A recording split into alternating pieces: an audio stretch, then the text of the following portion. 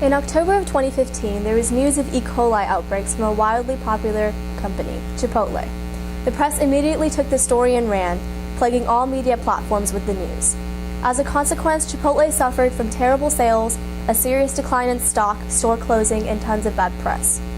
In this crisis situation, neither Chipotle's marketing nor their advertising team took the responsibility for issuing the initial response. So who did? A team of public relations specialists. It was their responsibility to manage the crisis properly, appropriately, and efficiently, and work on upholding the company's image. Any press statements or media statements that you may have heard from Chipotle were created by and had to have gone through a public relations team. Hi, my name is Kiran Research, and today, this year I'm studying public relations.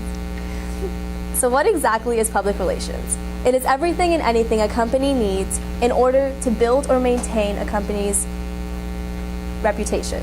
It is event planning, crisis management, media relations, pitching stories and press releases, and speaking to many different professionals.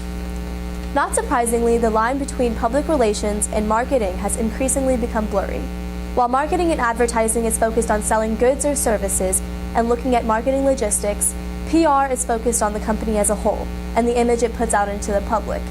Therefore, although PR is a sector of the broader field of communication, it does not fall underneath marketing, advertising, or even human resources. Branching off the base of public relations, there are healthcare facilities, agencies, corporates, nonprofits, and school ISDs. Through conducting informational interviews, I intended to reach out and become well acquainted with all the branches of PR. As I began to realize, there are a few similarities in the branches, such as managing internal and external communications, staying current with events and technology, and being responsible for running campaigns and events. However, there are also differences, whether that be because of pacing, an example of hospitals, that there has to be a certain amount of patient confidentiality and trust between patient and hospital, so everything has to go at a slower rate. Or the same thing for a school ISD. For parents and students and a school ISD, it's really important to have a trust and transparency. There's also a difference in the importance of the relationship with reporters. For example, in a school ISD, the reporter comes to you, while in an agency, you go to the reporter. And the extent of the client and the PR relationship is also different between the branches. For example, in an agency, because you have so many clients and so many projects at one time, it's really hard to be holistically involved in a single company, whereas in corporate PR, that's what your team is doing. It's being holistically involved in everything the company is. When I first began my ISM journey, I was responsible for conducting research assessments through secondary sources such as articles and journals. While researching healthcare PR, I got a very surface level understanding of the profession and therefore was uninterested. I just thought that it was regular PR in a different setting. I interviewed with one healthcare facility, Baylor Scott and White, and two nonprofits, Scottish Rite Hospital and Carter Blood Care. Through my interviews, I learned that a communications team is a lot more than just writing press releases and dealing with balancing media exposure and patient confidentiality. Working in this setting entails the responsibility to communicate with the patients about different diagnoses and plan fundraisers. However, it is slower paced than an agency. For example, Heidi Fuller, one of the professionals I interviewed from Baylor Scott and White, had just finished up a 14-page booklet aimed for certain patients with a certain diagnosis, but it took a little over 8 months to complete, edit, and get permission to publish. This kind of project in a PR agency wouldn't have taken as long. PR agencies consist of a team of about 10 to 20 people who are responsible for multiple clients and projects at once. Most of the professionals I talked to either started interning or had their first job at an agency. An agency is fast-paced and dependent on clients and referrals from their clients. Contrasting with in-house PR, also known as corporate PR, corporate PR has a more focused and narrowed-in focus on a few or a single client. My interview with Chris Kuchenmeister and Jessica Flores showed me firsthand the differences between corporate and agency. Mr. Kuchenmeister worked for Frito-Lay with a smaller team and more people to answer to, while Mrs. Flores worked for SPM Communications, an agency with a large team and individual goals. Interestingly, both professionals did say the same thing in my interview. PR is sales.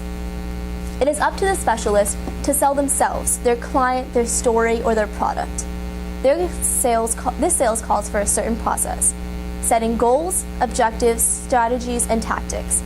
Setting a goal helps establish a direction, and once this direction is established, the next step requires explicitly stating objectives, which are measurable and specific intents and approaches to reach the goal set. The last two steps, strategies and tactics, are often misunderstood, and the difference between the two isn't obvious. A strategy is the how to achieve the objective. It sometimes can be called the big idea, which implies that it is the rationale. A tactic is just the method to implement the strategy. The field, every professional I interviewed has agreed that and said that the field of public relations is volatile. As technology changes, the field changes along with it. Therefore, online press releases and ways to communicate with potential clients must be caught up with current events and trends. To be effective with online communications, specialists must be aware and target the audience, implement search engine optimization, and make sure the message is relevant, clear, and brief. To target an audience, PR professionals must know their audience beliefs, their needs, and try to cater to them as efficiently as possible. Katie Long, a professional from an agency that I interviewed, explained search engine optimization to me. Search engines, such as Google, are a huge part of almost everyone's daily life. When we search something, however, it is really uncommon that we look beyond the first page for our results. We usually, if we don't find it on the first page, we'll just type it in again and look on the first page again. So it is up to the PR people to get their client's story or product into the hands of the right people. It is up to them to use the proper keywords in their writing to ensure that it is a priority search result. In a fast-paced world, people don't have time to browse around for very long or try and fully engage in everything they are faced with through technology. Therefore, it is imperative that PR specialists do as much as possible to get their story heard.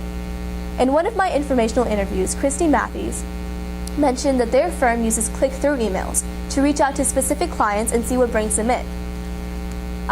Click-through email would just be like you send an email to a potential client or a client and see what parts of the email they interact with most, so you can track and see what approaches reel the audience in. With public relations comes the responsibility of crisis management. However, crisis management is different across the board.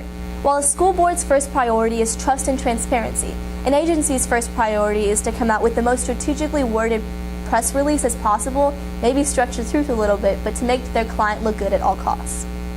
Regardless of the branch, however, there is a general agreed-on process: assessment, planning, execution, and aftermath.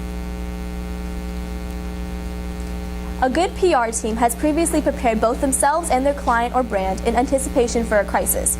As many say, it is not a matter of if a crisis will happen, it is a matter of when. Therefore, the assessment should just consist of a quick call for a meeting to go over the crisis and then reminding everyone of their roles. The foundational planning should have already been done too, so it has to just be refined to the specific crisis at hand. By planning ahead of time, it prevents a response time lag and creates a safety net for the client to fall back upon.